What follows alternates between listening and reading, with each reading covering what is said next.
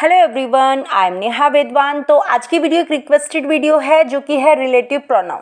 Relative pronoun का use कहाँ पे करते हैं और कैसे करते हैं, ये सब इस वीडियो में डिस्कस करने वाले हैं। चैनल पे नए हो तो प्लीज़ चैनल को सब्सक्राइब कर दीजिए। वीडियो अच्छी लगेगी तो लाइक करना बिल्कुल भी मत भूलिएगा।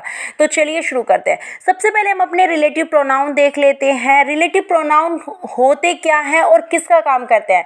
Relative pronoun who, which, that, home, ये सभी आपके जो रिलेटिव प्रोनाउन होते हैं ये जोड़ने का काम करते हैं। जिस तरह से आपकी कंजक्शन सेंटेंस को जोड़ने का काम करती है ना, उसी तरह से आपके रिलेटिव प्रोनाउन भी जोड़ने का काम करते हैं। क्लियर। तो यहाँ पे जो रिलेटिव प्रोनाउन है जोड़ने का काम कैसे करते हैं वो हम आगे देख लेते हैं। सबसे पहले हम बात करते हैं हु और हुम। हु और हुम का क्या डिफरेंस है, दोनों के बीच में क्या डिफरेंस है वो देख लेते हैं। सबसे पहले देखते हैं हु मीन्स अगर देखा जाए तो ये एक इंटेरोगेटिव वर्ड है और इंटेरोगेटिव वर्ड हु को क्या बोलते हैं, कौन बोलते हैं। क्लियर। लेकिन यहाँ पे जब ये रिलेटिव प्रोनाउन का काम करेंगे तो यहाँ पे ये कौन की साउंड नहीं देंगे, ये देंगे यहाँ पे जो की साउंड।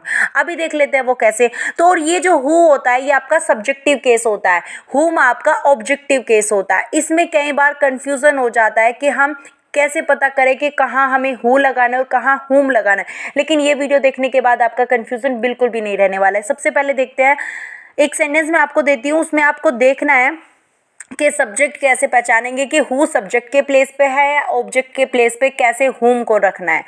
आई मेट सपना, मैं सपना से मिली जो बाजार से लौट रही थी। भाई यहाँ पे मेरी फ्रेंड है, वो बाजार, मैं बीच में उससे मिल गई, मैं बाजार जा रही थी, वो भी बाजार में से आ रही थी, तो हम दोनों बीच में मिल गए। क्लियर।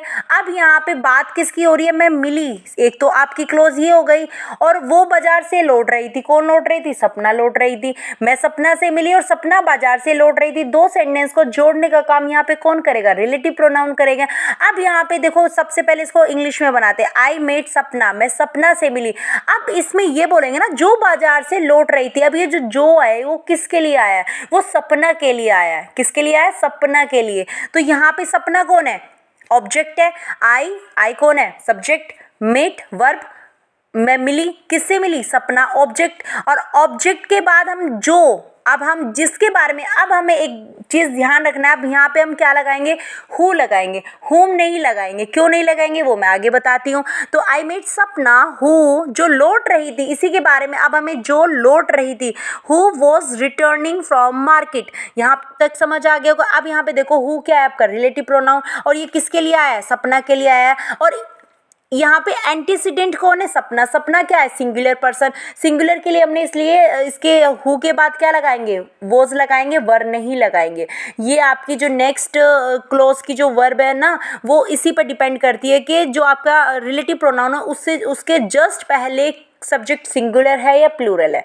क्लियर। तो यहाँ पे सपना क्या है, सिंगुलर है। तो हु वॉज रिटर्निंग, तो यहाँ पे हु। अब यहाँ पे देखो हु क्या है, सब्जेक्ट के बाद वर्ब आती है। वॉज यहाँ पे क्या है, वर्ब, और वर्ब से पहले क्या आया है, इट मीन्स यहाँ पे ये जो हु है ये सब्जेक्टिव केस है। आई होप समझ आ गया होगा। नेक्स्ट देखते हैं, ये भगवान राम है जिनकी मैं पूजा करती हूँ। अब भगवान राम की बात हो रही है और जिनकी मैं पूजा करती हूँ। कौन करता है पूजा, मैं करती हूँ। अब ध्यान से देखना यहाँ पे, this is the Lord Rama, this is the Lord Rama I worship. ये डैश की मैंने यहाँ पे जगह छोड़ दिया आपको समझाने के लिए। क्लियर।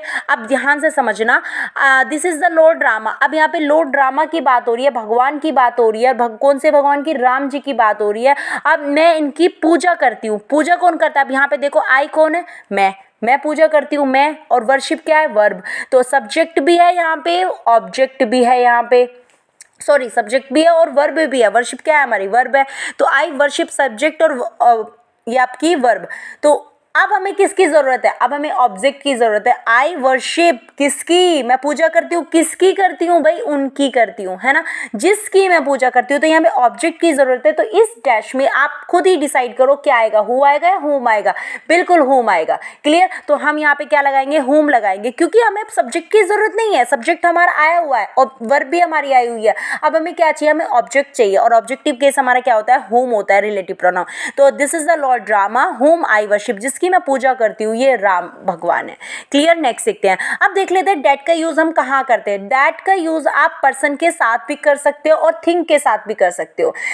क्लियर कि जहाँ पे हमने हु का यूज़ किया था, WHO हु का यहाँ जहाँ पे हमने यूज़ किया था, वहाँ पे आप दैट का यूज़ बिल्कुल आराम से कर सकते हो। वहाँ पे आपकी कोई कन्फ्यूजन, अगर आपको कहीं पे दैट मिल रहा है पर्सन के साथ तो बिल्कुल भी कन्फ्यूज होने की ज़रूरत नहीं है। आप दैट का यूज़ पर्सन के साथ भी कर सकते हो और आप किसी थिंग के साथ भी दैट का यूज़ कर सकते हो। तो दैट आपका दोनों में आ जाएगा। तो एक सेंटेंस देख लेते हैं, यह वह शिक्षक है जिसने मेरे बच्चों को पढ़ाया। तो दिस इज द टीचर। अब यहाँ पे मैं दैट भी लगा सकती हूँ, हु भी लगा सकती हूँ, दोनों में से कोई भी लगा सकती हूँ। This is the teacher that taught my children. अब ये जो डेट है वो किसके प्लेस पे आया? सब्जेक्ट के प्लेस पे आया, बिल्कुल हु की तरह यूज हुआ है। क्लियर? क्योंकि देखो टॉट, टीच की जो सेकंड फॉर्म है वो क्या होती है? वो टॉट होती है। तो this is the teacher that taught my children, जिसने मेरे बच्चे को पढ़ाया। यहाँ पे दैट सब्जेक्ट की तरह यूज हो रहा है। नेक्स्ट देखते हैं विच जो हमारा रिलेटिव प्रोनाउन है वो आपका या तो जानवरों के लिए यूज होगा या फिर निर्जीव पदार्थों के लिए यूज होगा। कभी भी विच आपका पर्सन के लिए यूज नहीं होगा। क्लियर? तो विच आपका या तो जानवरों के लिए यूज होगा या फिर किसी निर्जीव पदार्थों के लिए यूज होगा। The dog which is black is mine. यहाँ पे डॉग की बात की जा रही है। क्लियर? तो यहाँ पे हमने क्या लगाया? विच लगा दिया।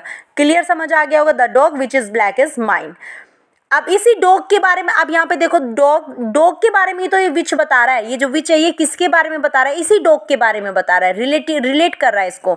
This is the car. अब ये तो कार के बारे में बता रहे हैं, हम कार के बारे में इंफॉर्मेशन दे रहे हैं। ये वो कार है विच आई हैव बोट, जो मैंने खरीदी है, और ये किस रंग की है? Is red. क्लियर? तो यहाँ पे ये जो कार के बारे में कौन बता रहा है? विच बता रहा है। अब यहाँ पे देखो I have boat, I subject हो गया। इसमें आपको बस ध्यान ये देना है कि विच आपका या तो निर्जीव चीज़ों के लिए आएगा या फिर जानवरों के लिए आएगा, ये समझना है आपको। तो आई होप आपके अच्छे से इस वीडियो समझ आ गई होगी। मिलते हैं नेक्स्ट वीडियो में। रिलेटिव प्रोनाउन पे बहुत यूज़ और हैं जो कि मैं लेके आऊँगी, लेकिन अभी जो हमारे टॉपिक चल रहा है एक बार ये फिनिश हो जाएंगे तब मैं इन पे जो रिलेटिव प्रोनाउन है इस पर बहुत अच्छे से एक वीडियो अलग से बनाऊँगी। मिलते हैं नेक्स्ट वीडियो में। Have a nice day.